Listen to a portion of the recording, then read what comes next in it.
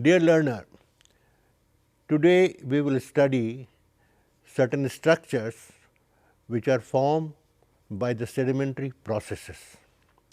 You understand the meaning of sedimentary processes? The processes by which the sediments get moved from its place of origin to a place of rest and then give rise to some other type of structure. We will study the structures which are found in the terrigenous sediments. We also call it clastic sediments. Terrigenous is because what is derived from the earth, from the terra cognita, derived from the earth is called terrigenous, and the other word is the clastic rock. We start with the very basic things in sedimentology about the grain. When a particle is formed by the breakdown of rocks, whether it is igneous rock or a metamorphic rock or a pre-existing sedimentary rock, it becomes a small particle, and the particle has got a shape, particle has got a size. Depending upon the size and shape, it gets transported from its place of origin to the place of rest. They finally come to rest on a surface, whether it is a sea surface or whether it is a river surface or it is land surface. Any one of the positions they get deposited, and then the earth processes, especially the wind in the earth surfaces and water in the hydraulic surfaces, they tend to move the grain from its position, what we call the position of rest. Here is a grain has come to rest on this surface. Now, this surface could be anything. So, one important way, very simple way of removing this grain from one to the other is by forcing this grain to roll. It started rolling, just like one after the roll, it comes to a position here, further rolls, further roll. So, it keeps on rolling from one to the end. So, this is one mechanism by which the sediment grains are transported from one place to the other place, which is called the place of rest. Another way it forms is by saltation. Saltation is that the grains jump from one place to other quite a distance and then again jump from other places instead of rolling. The grain is not rolling. So, this is very controlled by the shape of the sand. The sand shape could be little elongated, it could be oval, it could be rounded, it could be spherical. So, depending upon what is the shape of it, the grains move from one point to the other point by saltation. There is another mechanism by which it can form, especially if there are waves are forming and currents are forming. Then the grains get suspended. They started settling from there to a bottom by suspension. By suspension, the sediments are transported. So, you have two types of it called bed load sediments and one is called suspended sediment. The two way the sediments get transported from one to the other, and consequently what it forms. They ultimately ride over one another and then produce different type of beds. Now, beds are classified on the basis of how thick they form. If they are very thin, we call it thinly laminated, which is less than 3 millimeters. As you get a little more, it becomes thickly laminated, become very thinly bedded, then you call thinly bedded, then medium bedded, thickly bedded, and more than 1 meter thick beds are called very thickly bedded. So, this is a bedding nomenclature, how the beddings are defined, how you describe it when you are writing a thesis or writing a report, what type of bedding it is will depend upon the thickness of the bed. Now, they produce different types. As I told you right in the beginning, that grain move by saltation or by rolling or by suspension. So, it depends depending upon the way it has formed, they get deposited in a place and produce structures. One of the most common way of producing the grain is called planar or called parallel bedding, the one parallel over the other one, or it could be just a non-parallel one, or it could be just discontinuous. This is a sketch diagram, a sketch showing that how the beds will look around, if it is non-parallel, if it is discontinuous, if it is parallel. They can also be wavy like this, and they can also be having curved, and a combination of parallel and curved and discontinuous. So, bedding types could be of different types depending upon how they look like. Example from the field outcrop that shows a horizontal shale sandstone alternation. Shale and sandstones are very commonly found together, and they form layers and which are laid over one over the other. You can see here these are small beddings, medium size, laid over one over the other, and they are forming parallel beds. This is an example of a horizontal bedding. Another example of horizontal bedding is you can see the bed extends straight away like this. It is very straight like this.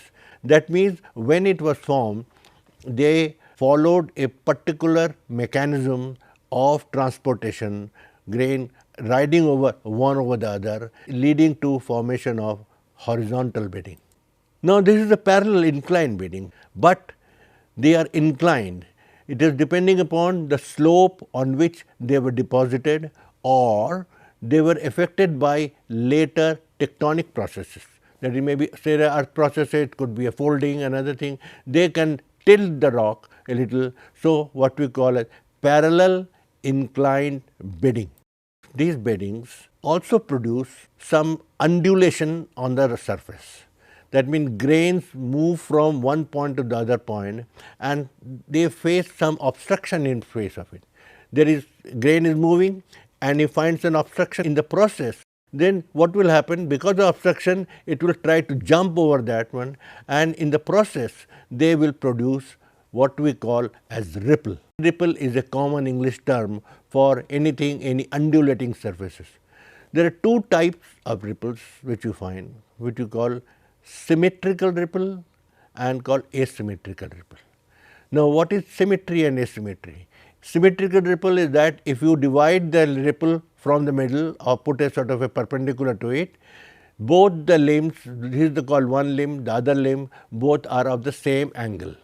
So, we call it a symmetrical ripple.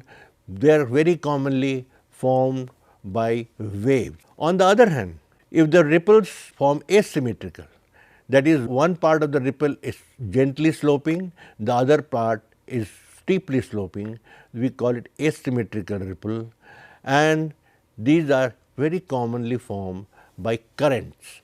Now, you should know the difference between wave and current. Waves are those in which the grains are in the form of a vortex or a sort of a circular motion, while in a current the movement is linear. A grain moves from one point to the other. In a wave, it is circulating and it moves around it. Now, what happens in symmetrical ripple? A little more detail. In waves, you have oscillation. That is, you can say the water moves this way and that way, this way and that way. It keeps moving. So, therefore, sand grain, which I told you in the beginning, moves left side and right side. So, ultimately they come to rest, making symmetrical angle. Both the angles are same, and they ride over one another. In order to that, they also produce some structures like this. When you go to the field, how do you decide that this is a wave ripple or it is a current ripple? You have to see its geometry, you have to see its distribution, and if you have to see the measurements, what we call ripple index. We try to find out the ripple index. We also measure the slope of the angle of the two sides. So, this is an example of a wave ripple in a sandstone. Wave ripples are also very common, especially in coastal area, where the sea waves comes and then removes the sediment and produce a ripple which has got a look exactly like this. Very commonly, even in the modern sediment, you can see this thing, and these are preserved in the rock record in the same manner. So, all these things, all this knowledge about ripple comes from what we see in the present day scenario. In the present day, when we go to the river bed, or we go to the floodplain, or we go to the beach, or we go to the coastal area, we find these structures forming. Now, it is a freak of nature that these sediments, these structures get preserved in rock record, and then ultimately we find them in our sedimentary record, even if they are 2.5 billion or 3 billion years old. So, irrespective of the age, they can be preserved in the rock record. Another example of a wave ripple. This is another symmetrical wave ripple from a Vindhyachal mountains area, where you can see that both are exactly same, and the crest has become eroded. Which crest which was sharp is very even now and has become a polished surface here. What happened in asymmetrical ripple? You have a one direction of flow. Water moves from one direction to the other floor. Here you can see the grains move from one end to the other end, go up a particular height, and then start what we call as avalanching. This is the word which we commonly use, avalanching. And then again transported, and then again go to up a particular height, and again that get avalanche. So, in this process, the beds which are formed are curved. They are, instead of making a straight line, they formed curved, and there is a asymmetry between one end of the ripple, the other end of the ripple, and therefore they are called asymmetrical ripple, and they tend to form the typical cross beds. Ripples are of different types. One example in the field, these are called cuspate ripples, current cuspate ripple. Like a cusp, you have small ripples riding over each other, and in between these are we call the space between the ripple. Then some of them form lingoid, just like your tongue type. You can see here their tongue type. They actually represent different flow condition. Sometimes the ripples are affected by river, or sometimes they are affected by wind. Sometimes there is a combination of the two, especially in the coastal area, in the beach area, or in the river bank, where the wind also blows and carries the sediment and produces a ripple, and the water also flows and produces a ripple. Another ripple is a rhomboid, small current ripple. They shape a rhombic shape. This is because of the interference type of water. Water coming from different directions, they are coming and forming a ripple here called rhomboid because of the shape, rhomboid shape. Another type of ripple which you see, we call it sinuous catenary ripples. Sinuous because instead of making a straight line, they are curved and they are overridden by another set of ripple. That means it shows there are two ways the water must have moved and carried the sediment from one end to the other end, like this, and then from here to the other one. So, you have a superimposed ripples one over the other. So, we call sinuous catenary ripples. There is another one called palimpsest. Palimpsest ripples are formed by interference patterns. The interference of water from different direction, and each current leaving a mark of its own, and therefore, what we get finally is a just jumbled up structure. These are very well preserved in the rock record and are very important marker for interpreting the sedimentary environment in which they must have formed. A very important type of ripple is called adhesion ripple. It forms in when the water level is just about few millimeter over a sand grain, and in that case, and the wind blows, the wind produces small ripple on water itself, and that small layer of water produces a ripple of its own. Then these ripples are very well recorded in the very ancient rocks, quartzites or sandstones. Another good example, asymmetrical ripple in a quartzitic rock is here. You can see the asymmetry. One can find out from which direction water must have flowed and then carried the sediment particle from one end to the other end. What is the basic scheme of a cross bedding? A cross bedding is that when a layer below or above is making an angle with the earlier form or later form sediments. You can see here on the surface here, this is a parallel bedding here. This bedding here is making an angle. It is a gentle angle. Then again in the bottom you get a horizontal bedding, and then you get again an angle. So, What in 3-dimension, when you see 3-dimension, you see that you have a inclined bedding followed by inclined bedding and by parallel bedding.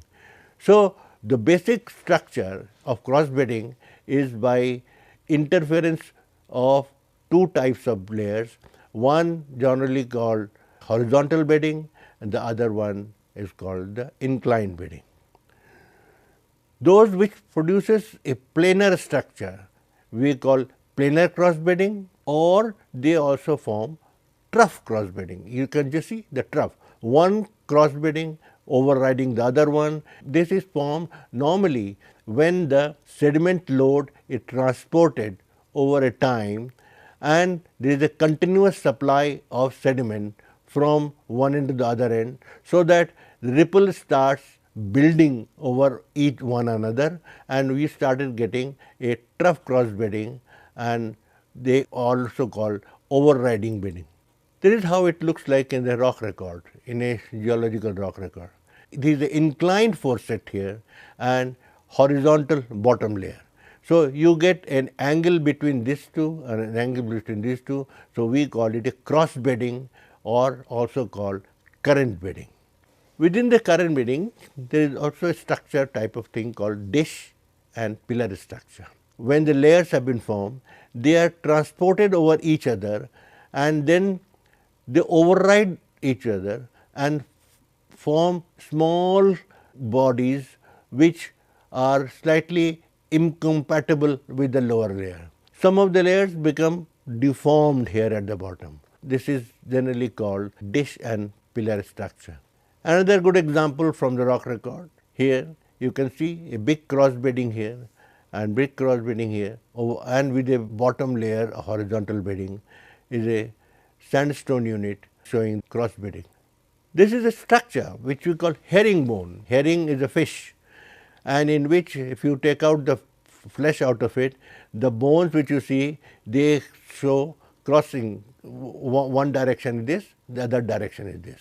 So, you produce a herringbone like structure, and this is an indication of very commonly found in the shallow marine coastal environment, because in the coastal environment the current flow is always multidirectional or mostly bidirectional.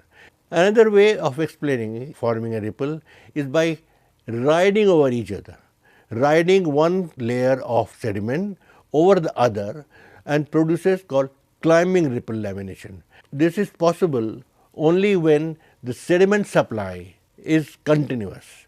That means the weathering is going on and the sediment is being continuously being transported from one to the other end and then making a space for the other one, and there is also continuous sinking of the bed, so that it gives a space for its deposition.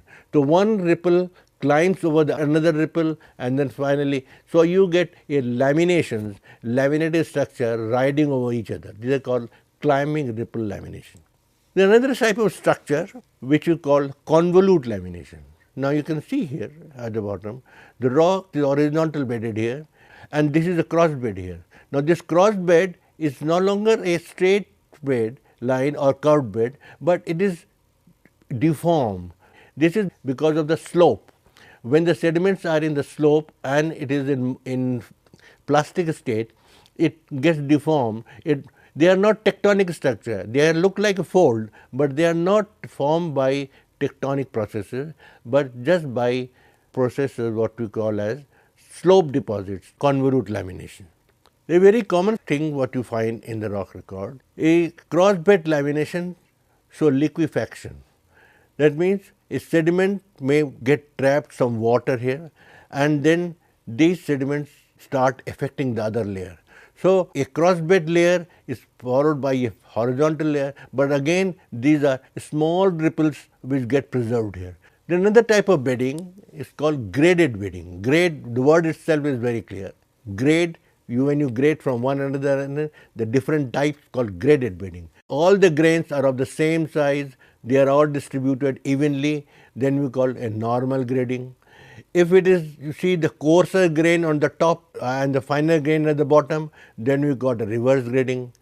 Then If you get all the grains at the bottom here and then finer grade, that means there is a continuous fining of the cycle. We call it a normal bedding. You can see these are the two examples of reverse grading and you got a normal grading. This is how it looks like in the rock record. You see, this is a very coarse grained material here. As you go up, the grains are becoming smaller and smaller, and finally it becomes very thin. This is also an example here where you got a very thick layer here. Why they have become thick layer? Because of two reasons. One is the size, another is the density. Some materials which are dense, they settle at the bottom at faster rate as compared to the other, and some because of the size, it also develops a higher density and gets deposited at the bottom. Now, they are very important indicator of the nature of environment, which you call turbidity current. Therefore, it started getting sorted out between the coarser grain and the finer grain. Another example, a very interesting example here, in calcareous sandstone mudstone succession, you can see the continuous grading here. It becomes very fine. It's a mudstone top. Again there is a coarser grain and then there is a mudstone. There is again a coarse, right here is a coarser grain and then mudstone. So, you get cyclical deposits of mudstone sandstone, and in some places they also show a very interesting structure. You can see a flame, the clay material starts moving up into the sediment and it produces what we call as a flame structure. Another interesting thing which you always see after the rain or on the beach or in the river bed, that the muddy material which have got clay content in that, high clay content there, then tends to break into small pieces. It started cracking, and these cracks in the modern way called mud cracks, you can see here, they get filled up by later sediments.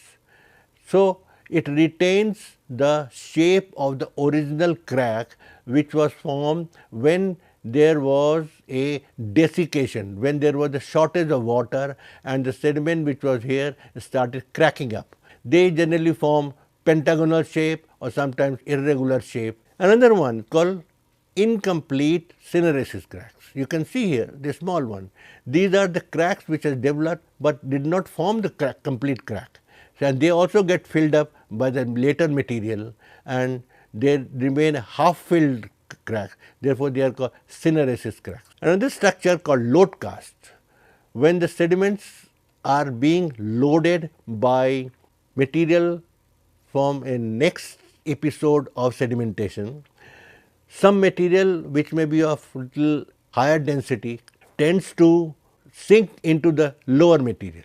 So, on the what you get, there is a lower sedimentary layer gets deformed. So, you get this type of rounded structure, then these are found on the bottom of the sediment. They are not formed like the cross bedding or ripple mark on the surface, but they are formed on the bottom sediment. Another structure of similar nature is called flute cast because of the shape like a flute. They are all found in the under surfaces. This is what you see in the surface here is the upper surface, but actually in nature when they are found, they form at the bottom because of the uneven distribution of pressure or stress and transportation of the sediment from one point to the other. There are certain deposits which you call debris flow deposits. Debris means when you go to the mountain, you go to the Nainital area or Mussoorie area, on the roadside you find lot of debris coming down. Now, these debris get preserved in the rock record and are indicators of debris flow, when the flow must have come either due to some avalanche or by flood or by heavy rain, and they get sometimes preserved in the rock record, and they are very poorly sorted. There is large grain, small grain all mixed together. They have a large number of matrix, but they don't show any sedimentary structure. Finally, we come to a very interesting point called trace burrows. Some of the sediments get churned up by organisms, like you have the earthworms, you have got maybe a cockroach or any other animal or a snake must be traveling and walking over the sand, and in formation they will produce some features. They may produce structures, what we call traces, like some of them go and rest into a pit. they call simple straight tube-like form. They also go and make a burrow, make and stay there. Sometimes they form a feeding. When the animal organisms started want to get a food, it produce called feeding burrows. Sometimes they churn the sediment all through and go around it, and we call U-tube type of vertical U-tube structure. So they are also branching. There are also horizontal feeding. This is a sketch showing how the burrows, they produce a group of fossils which we call trace fossil, which is different from normal body fossil. You know what is a body fossil. Body fossil preserves its original structure, its original shape, but trace fossils are those which are formed by the activity of the organism. Trace fossils are very important indicator of the sedimentary environment in which they are formed, like similar type organisms which you find in shale. There is another important interesting point called rain and hail prints. Rains, when they fall, in a sediment is slightly unconsolidated, then they will produce the small pits. When there is a hail, that will indicate that the surface was moist, was not consolidated, and it was on the surface, and there was a small gap in the sedimentation. Another example here of called halite pseudomorph. Now these are very common in evaporatic rock. You know what is evaporatic? Evaporatic means the rocks which form by evaporation. The result of a common wave evaporation is formation of salt, and the salt forms in a cubic system, isometric system. These cubes get filled up or replaced by sediment. Where will it possible? In desertic conditions, where there is a evaporation taking place at a very high rate. Last structure which we talk about is called autoclastic breccia. Autoclastic means a breccia formed by its own processes. Normally the term breccia is used when they are formed by faulting, when by tectonic processes. But autoclastic breccia are formed by sedimentary processes in which the angular, subangular, rounded fragments, they get deposited and get cemented by secondary sediment called as a matrix. So autoclastic breccia are good indicator of slope deposits, especially in those places like in the coastal area or in the continental shelf or in the mountainous area, where there is an interface between the continental and the marine sediments. Those areas have got autoclastic breccia. We have studied today the mechanism and the processes in which a sedimentary grain has started from its journey from a rock to final resting place in the form of a sedimentary structure.